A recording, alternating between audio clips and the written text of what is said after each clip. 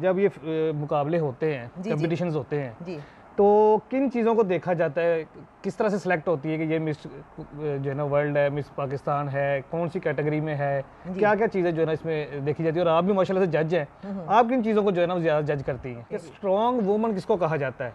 4-5 category हैं। Okay, एक होती है अमीर औरत जिसके पास पैसा बहुत ज़्यादा है, ठीक है, एक लड़की ऐसी है जिसके पास हुस्न बहुत ज़्यादा है, ठीक है, एक होती है सियासतदान, बिल्कुल, ठीक है। जी, तो आप क्या समझती है कि कौन सी औरत जो है ना वो ज़्यादा स्ट्रॉन्ग होती है? तो अगर आपको एक दिन का वज़ीर आज़म बना दिया जाए तो आप कौन सी तब्दीली लाएंगी पाकिस्तान में?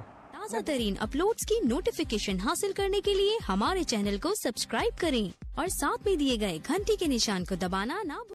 अस्सलाम वालेकुम नाज़रीन, मैं हूं आपका मेज़बान अहमद गौहर। आप देख रहे हैं पीसफुल पाकिस्तान। नाज़रीन, आप देख रहे हैं मेरे साथ इस वक्त बड़ी ही खूबसूरत लड़की मौजूद है जिसको देख के आप आइडिया लगा रहे होंगे कि एक ब्यूटीफुल क्वीन नज़र आ रही हैं। आप बिल्कुल सही समझ रहे हैं, ये मिस पाकिस्तान 2022 है, मिस शमन शाह।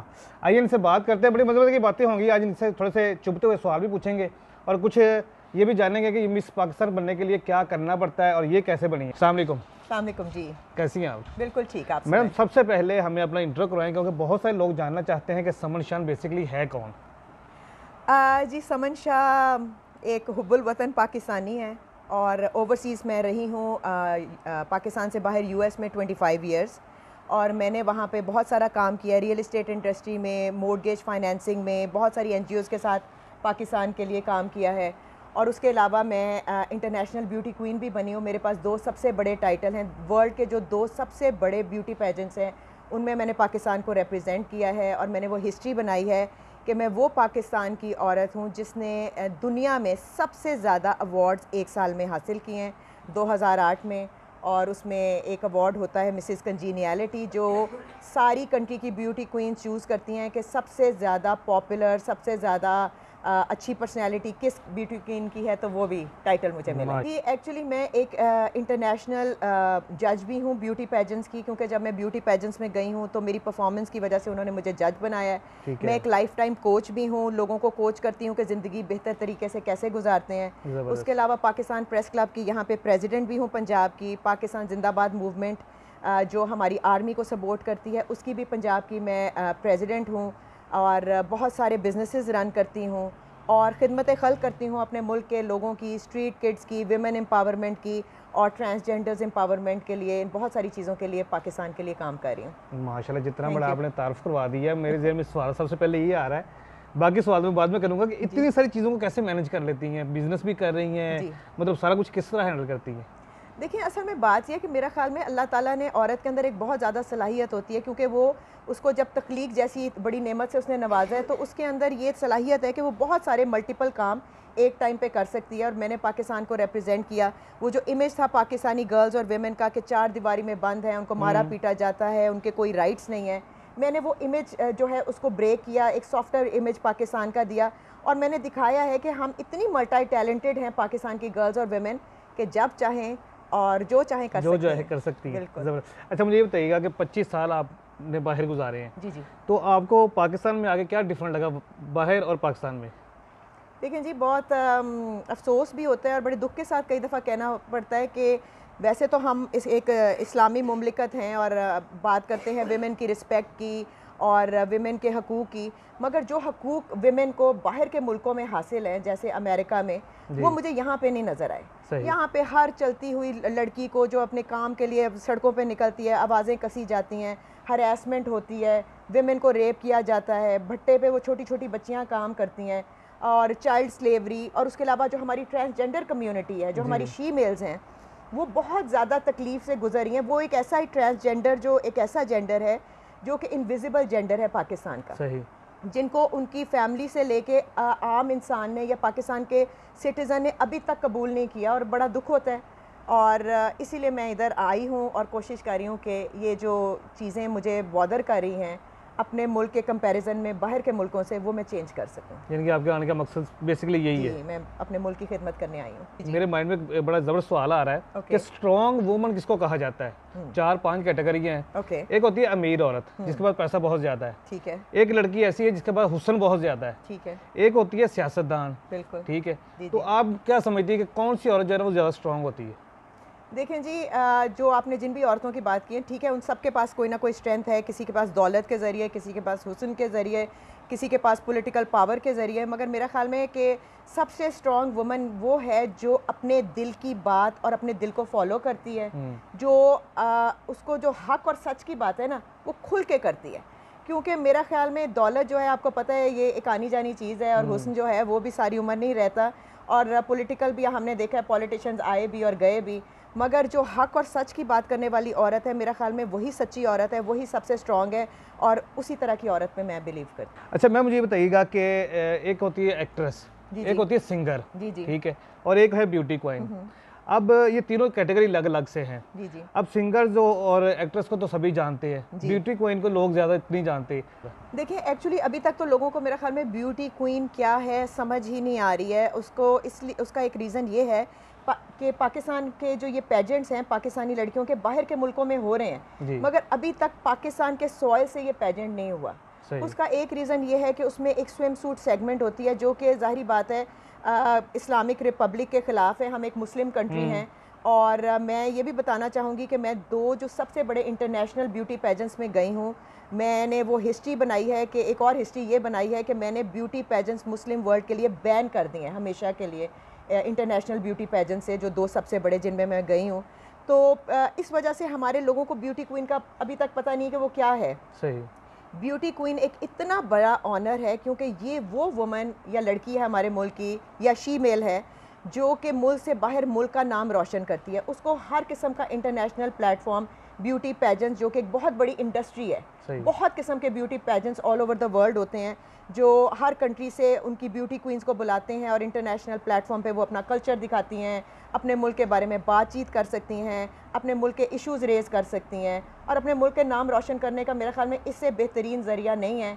इसी वजह से मैंने भी इसमें पार्टिसिपेट किया, और अल्लाह ताला ने मुझे ये मौका दिया, और आने वाले वक्त में पाकिस्तान से ऐसी बहुत सारी ख़वातीन और लड़कियाँ और शीमेल्स, ट्रांसजेंडर्स आएंगी और मुल्क का नाम इंशाल्लाह रोशन करेंगी। जब ये मुकाबले होते हैं, कॉम्पिटिशन्स होते हैं जी, तो किन चीज़ों को देखा जाता है, किस तरह से सिलेक्ट होती है कि ये मिस जो है ना वर्ल्ड है, मिस पाकिस्तान है, कौन सी कैटेगरी में है, क्या क्या चीज़ें जो है ना इसमें देखी जाती है, और आप भी माशाल्लाह से जज हैं, आप किन चीज़ों को जो है ना ज़्यादा जज करती हैं? जी, पहले तो मैं बताऊंगी जी कि जनरली जब ब्यूटी पेजेंट्स पे मैं गई हूँ, या इस तरह लड़कियाँ जो सिलेक्ट होती हैं, जो इंटरनेशनल, मैं आपको बताऊंगी इंटरनेशनल क्राइटेरिया क्या होता है, और हमारा लोकल भी, कि हम हमेशा देखते हैं कि इनसाइड ब्यूटी आउट, यानी कि अंदर से लेके बाहर तक का हुस्न हो। क्योंकि हुस्न का जो जिस तरीके से बाहर के मुल्कों में ब्यूटी का कॉन्सेप्ट है, वो ये होता है कि ब्यूटी वो होती है जो ज़ाहिरी हुस्न भी हो और बातनी हुस्न भी हो, कि अंदर से भी वो इंसान खूबसूरत हो। सही, ठीक है।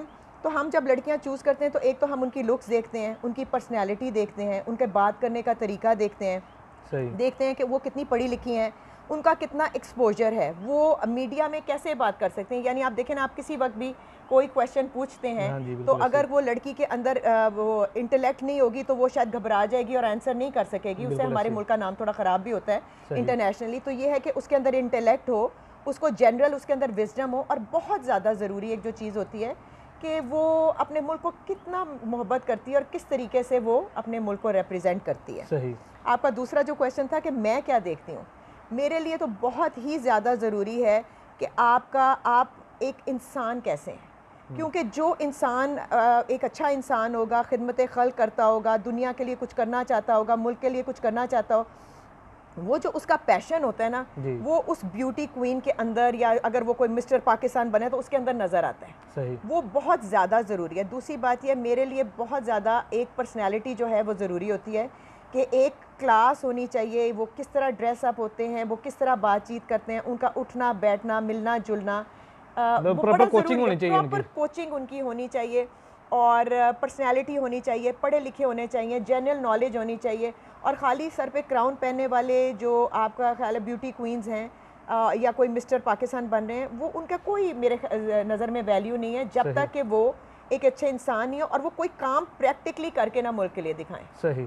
खाली सर पे क्राउन पहने से आप जो है क्वीन नहीं बन जाती। नाज़रीन ने बड़ी अच्छी बात की है कि जब तक आप किसी के अपने मुल्क के लिए जब तक कुछ करेंगे नहीं, कोई अच्छा नहीं सोचेंगे, कुछ अच्छा काम नहीं करेंगे, तो तब तक आपको दुनिया जानेगी भी नहीं, और आप इन कंपटीशंस में आप हिस्सा भी नहीं ले सकते। एक पर्सनल सवाल है, हमारे इमरान खान साहब जो हैं वो तब्दीली का नारा लगाते हैं जी, तो अगर आपको एक दिन का वज़ीर-ए-आज़म बना दिया जाए तो आप कौन सी तब्दीली लाएंगी पाकिस्तान में?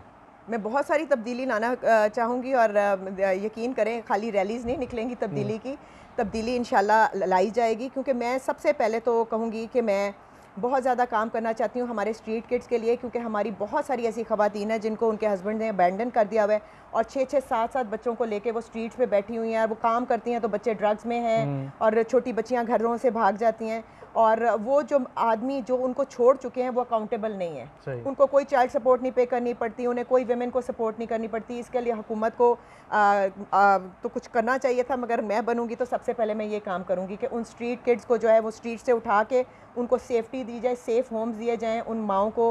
और दूसरा जो बहुत ज़रूरी काम है वो ये है हमारी ट्रांसजेंडर कम्युनिटी, जिसको मैं फिर से कह रही हूँ, invisible and forgotten gender of Pakistan which is called transgender, जिनको उनके अपने घर वालों ने भी ना प्यार मोहब्बत दिया है, ना ही इस मुल्क के लोगों ने, ना इस मुल्क की हुकूमत ने उनको एक्सेप्ट किया है, ना या उनको वो प्यार और मोहब्बत और सपोर्ट जिसकी ज़रूरत थी वो उनको मिली है। उनको प्रॉपर राइट्स दें, उनको प्रॉपर सिटीजन्स ऑफ पाकिस्तान जो हैं तस्लीम करें। और तस्लीम करना सिर्फ उनको ID कार्ड्स बना के देना नहीं है, उनके लिए नशिस्तें रखें पार्लियामेंट में, जैसे मर्दों की हैं औरतों की हैं, उनको नशिस्तें दें। और हर अदारे में कुछ ऐसी जॉब्स हैं जो एलोकेटेड होनी चाहिए, सिर्फ ट्रांसजेंडर्स को ही वो मिल सकती हो जॉब्स, ताकि उनके लिए जॉब्स क्रिएट करें, उनके लिए फंडिंग होनी चाहिए, उनके लिए जो भी किया जाए मेरा ख्याल में कम है। मेरा ख्याल में मैं एज अ पाकिस्तानी बहुत शर्मिंदा हूँ अपने सारी ट्रांसजेंडर कम्युनिटी से कि मैं और मेरा मुल्क आप लोगों के लिए अभी तक कुछ नहीं कर सका। आई थिंक अब वक्त आ गया तब्दीली का, और ये तब्दीली मैं सबसे पहले लाऊंगी। उसके अलावा विमेन हरासमेंट जो लोग करते हैं, आवाज़ें कसते हैं, विमेन को हरास कर रहे हैं, विमेन रेप, मेरा ख्याल में सच man should be hanged publicly जो विमेन को रेप करते हैं। और मेरा ख्याल में इसका जितना सख्त इकदाम ले सकते हैं वो लेना चाहिए, क्योंकि औरत जो है वो यहाँ अपने आप को महफूज नहीं समझती, ना यहाँ की सड़कों पे, ना घर से बाहर, ना जिन अदारों में वो काम करती है, ख़ास तौर पे आम गरीब औरत। और मेरा ख्याल में कि ये जो ये हरासमेंट है ये ख़त्म होनी चाहिए। साइबर हरासमेंट, ये स्टॉकिंग करना औरतों को, आवाज़ें कसना लड़कियों पे बेचारी जो अपने घर से निकलती हैं। हम सब के घर में माँ बहन और बेटी मौजूद हैं, हम एक इस्लामिक मुमलिकत हैं। मेरा ख्याल में अपने मुल्क की औरतों की भी उसी तरह इज़्ज़त करें जिस तरह आप अपने घर की औरतों की इज़्ज़त करते हैं। ये तब्दीली, ये कुछ छोटी सी तब्दीलियाँ जो मैं एक दिन की बनी प्राइम मिनिस्टर तो इंशाल्लाह लेके आऊँगी। जाते जाते बहुत सारी हमारी माएँ बहनें इस वीडियो को देख रही हैं, उनके लिए कोई मैसेज देना चाहेंगी? देखिए जी, पहले तो मैं ये कहूँगी कि अगर आप मुझे देख के ये सोच रहे हैं कि ये एक सुपर वुमन है और ये इसको अल्लाह ताला ने इतना नवाजा है और इतने सारे काम कर रही है और ये काम हम नहीं कर सकते, तो ये बिल्कुल गलत है। मैं भी इसी तरह यहीं से पाकिस्तान से पली बड़ी हूँ, और यकीन करें जब अपने स्कूल में थी तो क्लास में मैं टीचर के सामने खड़े होकर एक लफ्ज़ नहीं अपनी क्लास के सामने बोल सकती थी, मैं इतनी शाय थी। इसलिए बात यह है कि सबसे पहले तो ख्वाब देखना सीखें। ख्वाब देखेंगे तो अल्लाह ताला उसकी ताबीर भी देगा। आप अपने मुल्क और कौम की खिदमत करने की कोशिश करेंगे तो अल्लाह ताला वो रास्ते जो है आपके लिए खोल देता है। ज़िंदगी में इंसान जो करना चाहता है वो कर सकता है, पहले अपने आप पर और अपने अल्लाह पर यकीन रखे तब। जी नाज़रीन, अभी हमने मिस पाकिस्तान से बातें की हैं। आपको इनकी बातें, इनकी राय कैसी लगी हमें कमेंट सेक्शन में लाजमी बताइएगा। इसी के साथ अपने मेज़बान अहमद गौहर को इजाज़त दीजिए। अपना बहुत सा ख्याल रखिएगा। अल्लाह हाफ़िज़।